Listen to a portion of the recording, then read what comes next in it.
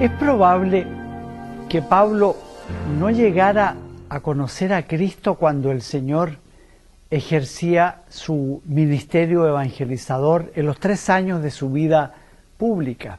Y la probabilidad de este no encuentro estaría dada porque tal vez los tiempos de permanencia de Saulo en Jerusalén para sus estudios bíblicos no hayan coincidido con estos 3 años de la vida pública de Jesús de Nazaret. Pero de lo que Pablo nunca tendrá dudas es de que él conoció a Cristo resucitado. En verdad, Pablo nunca habla de encuentros o de datos obtenidos por él personalmente en los tiempos en que Jesús estaba vivo aquí en la tierra. Y por eso todo lo que él dice de Jesús es a partir de su encuentro con él camino a Damasco. Si hay algo que para Pablo es indubitable, es que él vio y escuchó a Jesús resucitado. Esa evidencia es tan dramática, es tan, si puedo decirlo, brutal, que si alguien pretendiera oponerle a Pablo un argumento en contrario, decirle no, si fue una ilusión, tú eres un visionario, tú no estás psicológicamente bien posicionado, Pablo habría reaccionado con un vigor semejante al de ese simpático ciego de nacimiento al que Jesús sanó según el Evangelio de San Juan, y que cada vez que una y otra vez le preguntaban, a ver, pero cuéntanos, ¿cómo fue? Porque le querían sonsacar alguna razón que permitiera decir que no había existido tal milagro. ¿Y qué decía este ciego de nacimiento? Bueno, ¿hasta cuándo me siguen preguntando? Lo único que yo sé es que yo era ciego de nacimiento y vino un tal Jesús y me impuso las manos y ahora yo veo. ¿Qué quieren que les diga? Estoy ante una evidencia que no puedo callar. Bueno, lo mismo diré a Pablo. Estoy ante una evidencia que no puedo callar. Por lo demás, dirá Pablo, yo tengo testigos. Las personas tal vez no vieron a Jesús, no está claro si escucharon la voz, pero supieron de lo que yo sentí y después me acompañaron. Y después Jesús se me apareció a mí y Jesús se apareció a Cefas y a Santiago y a los apóstoles y a otros 500 que todavía están vivos. Bueno, de esa misma postura eran los demás apóstoles, cuando eran conminados por el Sanedrín para que silenciaran el testimonio de Cristo resucitado. ¿Qué contestaban los apóstoles? Pero si no podemos callar lo que hemos visto y lo que hemos oído. Cristo resucitó y nosotros somos testigos de ello. ¿Cómo vamos a callar el testimonio? Dirá además bellamente San Juan al comienzo de su primera epístola, lo que nuestras manos palparon, lo que nuestros ojos vieron, lo que nuestros oídos escucharon, de eso nosotros hablamos, de eso damos testimonio. Pablo no puede callar el testimonio de Cristo resucitado. Es parte consustancial de su experiencia de vida. Él sería un mentiroso, un blasfemo, si callara ese testimonio. Por eso es que en su primera carta a los Corintios, en el capítulo 15, defiende con extremo vigor la verdad de la resurrección de Cristo, que es primicia y prenda de nuestra propia resurrección. Y estampa allí el apóstol esta frase: si Cristo no ha resucitado, tampoco nosotros resucitaremos. Y entonces, si ni nosotros ni Cristo resucitan, vana es nuestra fe, vacía es nuestra predicación, y nosotros hemos llegado a ser los más desdichados de todos los hombres. No es un tema menor profesar o no que Cristo ha resucitado como primicia y prenda de nuestra resurrección. Uno creería, al calor de estas evidencias, uno creería en una atmósfera en una cultura impregnada de fe cristiana y por lo tanto de testimonios paulinos, creería uno que a estas alturas al menos se sabe, ya se tiene asumido, aunque uno no lo crea, que la fe cristiana es indisoluble con la fe en Cristo resucitado. Lo dijo Pablo, sin eso nuestra fe sería vana, nuestra predicación vacía, nosotros unos desgraciados, unos desdichados. Eso es lo que cree uno. Pero ve aquí que en pleno siglo XXI, un canal de televisión por cable exhibió un documental presuntamente científico, cuya tesis era más o menos la siguiente. Recientes excavaciones realizadas en Jerusalén habrían demostrado que se ha encontrado por fin el sepulcro olvidado, es decir, el sepulcro donde realmente se contienen los restos, los huesos o lo que queda del polvo de quien fue Cristo Jesús. Muy cerca de él se ha encontrado, decía este documental, un sarcófago que contendría los restos de su madre, María, que también descansaría allí con sus restos mortales. Y muy cerca también uno que contendría los restos de María Magdalena, seguramente la esposa de Jesucristo. Sin ninguna argumentación científica, sin cotejar los argumentos con la parte contraria, como manda el más elemental protocolo del rigor científico, se lanza este documental. Bueno, están en su derecho. Lo que no estaban en su derecho fueron aquellos que en la televisión estatal de mi país, un país que es mayoritariamente cristiano, al menos 13 de los 15 millones se confiesan profesos de la fe cristiana. Una televisión nacional, estatal de ese país, una televisión que por ley especial y por ley propia de ese canal está obligada a honrar y respetar los valores morales y culturales propios de la nación chilena, hizo suyo este documental que niega, por cierto, que Cristo haya resucitado. Y lo hace suyo de tal manera que lo presenta revestido con figuras emblemáticas de prensa, del periodismo de ese canal, y lo publicita de este tamaño en el principal diario del país, diciendo: el sepulcro olvidado, un documental capaz de sepultar todas nuestras creencias. Es decir, el programa ya viene publicitado, ya viene presentado con un gancho. Usted lo ve y, ojo, que aquí se le van a caer todas las cosas, todos los valores en los que usted había depositado su confianza y su esperanza. Lo peor, este programa lo dan en día domingo, a las 6 de la tarde, bajo el nombre de Cultura Entretenida, con un público mayoritariamente infantil y juvenil, y una audiencia cercana a 1 millón de telespectadores. Sé de un niño que vio este programa 2 horas, y cuando su papá le dice: vamos a misa, el muchacho dice: no. ¿Y por qué? Porque ahora sé que todo es mentira. Cuando escuché este testimonio yo palidecí.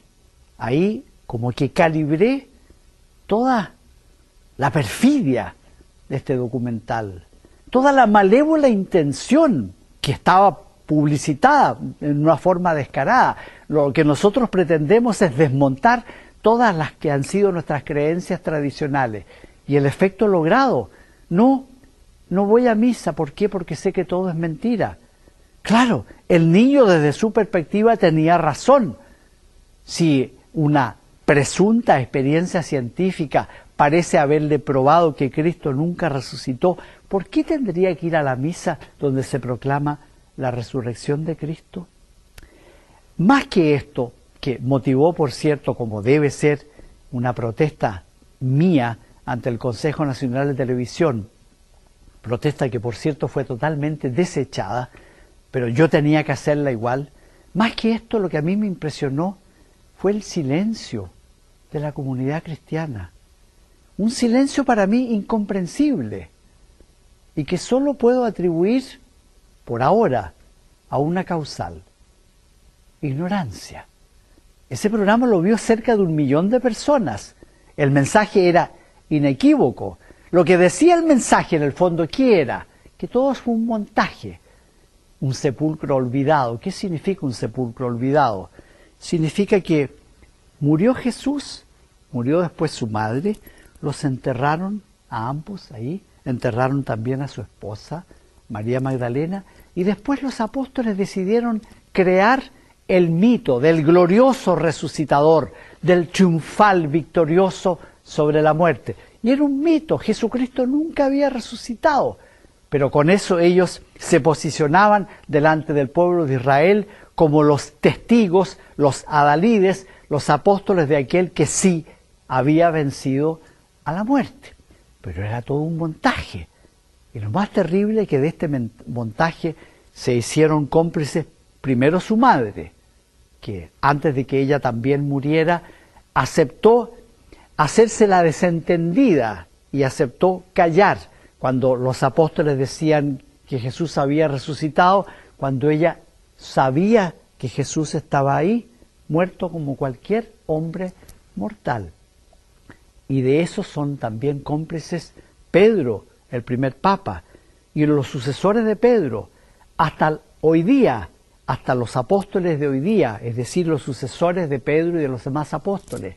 Todos los obispos, todos los papas son cómplices de un infame montaje. Cristo nunca resucitó, nosotros siempre lo hemos sabido, y sin embargo, cada vez que llega el día de la resurrección, emitimos un mensaje urbi et orbi, dando gracias y gloria a Dios porque ha vencido la muerte. Y como dijo el niño que no quiso ir a misa, ahora sé que todo es mentira. Todo esto es una insolencia, es una agresión brutal a la fe. Nadie está obligado a creer en la fe cristiana ni a creer en la resurrección de Cristo. Pero si alguno pretende impugnar este dato, llámenos, tengamos un debate con el protocolo de la argumentación racional, pruebas, argumentos, premisa mayor, premisa menor, evidencia científica contrarrestada según el protocolo de la ciencia. Pero nada de eso ocurrió. Y esto me ha llevado a una reflexión que yo quiero compartir con todos ustedes. ¿Qué causas pueden explicar esta brutal agresión contra el nervio esencial de la fe cristiana? El nervio esencial de la fe cristiana es que Cristo ha resucitado. ¿Y cuáles son las consecuencias de no creer en Cristo resucitado? El tercer punto lo voy a dejar para un programa siguiente. ¿En qué razones se fundamenta nuestra fe en Cristo resucitado? Y dije bien, ¿en qué razones se fundamenta nuestra fe? Porque la fe y la razón son las dos alas complementarias en nuestra búsqueda y ascensión hacia la verdad. Pero volvamos a lo que recién les planteaba. ¿Cuáles son las consecuencias de no creer en la resurrección? Es decir, ¿qué pasaría en nosotros si se nos demostrara, como alguien pretendió neciamente demostrar, que Cristo nunca resucitó? A ver, primera consecuencia, Cristo no es Dios. Murió como cualquier hombre mortal y nunca resucitó. Segundo, Cristo es un iluso, un mentecato, se autosugestionó, hizo una profecía que nunca cumplió. Y un profeta cuyas profecías no se realizan es un mentecato, es un iluso, es un impostor. Tercera consecuencia, si Cristo no ha resucitado, su enseñanza moral vale como la de cualquier rabino, como la de cualquier pedagogo, como la de cualquier psicólogo o experto en el alma y en las relaciones del hombre con el hombre. Pero lo que Cristo enseña ya no tiene carácter normativo. No son mandamientos que puedan exigir la sumisión, la rendición de nuestra voluntad y de nuestro corazón. Es un simple rabino, un maestro, como para tenerlo en cuenta. Otras consecuencias. Si Cristo nunca resucitó, quiere decir que la liturgia, los sacramentos de la vida cristiana, apenas son una evocación. No pasan de ser una mera recordación, como se hacen tantos ritos profanos, en los ritos nacionales o culturales. Cuando celebramos la Eucaristía, hacemos una evocación admirativa y agradecida de una cena que ya pasó hace 2000 años, pero que nunca más volverá a ocurrir, porque el protagonista principal está muerto, está enterrado ahí en un sepulcro. ¿Qué otra consecuencia tiene todo esto? Que la madre de todas las liturgias, que es la vigilia pascual, ¿qué viene a ser? Una simple celebración de la fiesta de la primavera, uno de esos ritos culturales que celebran todos los pueblos para celebrar la reviviscencia de la naturaleza. Pero Cristo nunca realmente resucitó. ¿Qué otras consecuencias? El bautismo. ¿Qué viene a ser el bautismo? Bueno, más o menos el rito de la circuncisión, es decir, una credencial, un signo exterior que acredita la pertenencia a una institución que se llama la Iglesia. Pero lo que Pablo enseñó, que por el bautismo se produce un implante, un injertarse uno en la vida, en el sufrimiento, en la muerte y en la resurrección de Cristo, carece totalmente de sentido. Hacemos bautizar a nuestros hijos en el nombre de un muerto, en el nombre de un profeta iluso, en el nombre de un impostor. Peor todavía, cuando comulgamos. ¿Qué se supone que comulgamos? El cuerpo y la sangre de Cristo. ¿Pero de qué Cristo? El cuerpo y la sangre de Cristo gloriosamente resucitado. Por eso comer la Eucaristía es prenda de vida eterna. Por eso es que la Eucaristía es el alimento supersubstancial. Es el secreto de la fuerza indomable de todos los santos. Pero si Cristo no ha resucitado, comer la Eucaristía se aproxima peligrosamente a la necrofilia o a la necrofagia. ¡Ah! ¡Qué disgustante comer carne de un muerto! Hacer recuerdo siquiera de la carne de un muerto. Y si Cristo no ha resucitado, ¿qué viene a ser el sacramento de la penitencia? Porque el fruto de la penitencia se debe al aliento de Cristo resucitado. Y el aliento de Cristo resucitado es el Espíritu Santo. Y el Espíritu Santo que nos da Cristo resucitado es el perdón de los pecados y engendra una vida nueva en el alma. Y si Cristo no ha resucitado, no hay aliento de Cristo resucitado. Nuestras almas siguen en la muerte. Y el rito sacramental de la confesión no viene a ser otra cosa que una simple terapia de desahogo espiritual, un ejercicio psicológico, un ejercicio de proyección del inconsciente o de comunicarse espiritualmente con alguien. Pero la resurrección del alma, la regeneración del corazón, no se daría porque Cristo ha muerto. Y como no ha resucitado, nuestros corazones siguen atados a la muerte del pecado. Las consecuencias de que Cristo no haya resucitado se extienden también al campo temporal. Por ejemplo, en tantos países el día festivo de la semana es el domingo. ¿Pero por qué es el domingo? Porque son países de cultura cristiana. Y el día en que se paraliza la mayor parte de la actividad laboral se debe como un homenaje a que Cristo ha resucitado.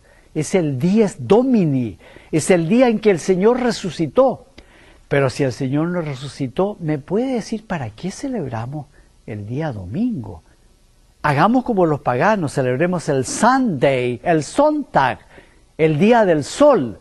Hagámonos como los paganos, adoremos de nuevo a estas divinidades que sí son inmortales, porque con razón los romanos celebraban el Día Natalis Invicti, el día del sol que es invicto porque la muerte no lo vence.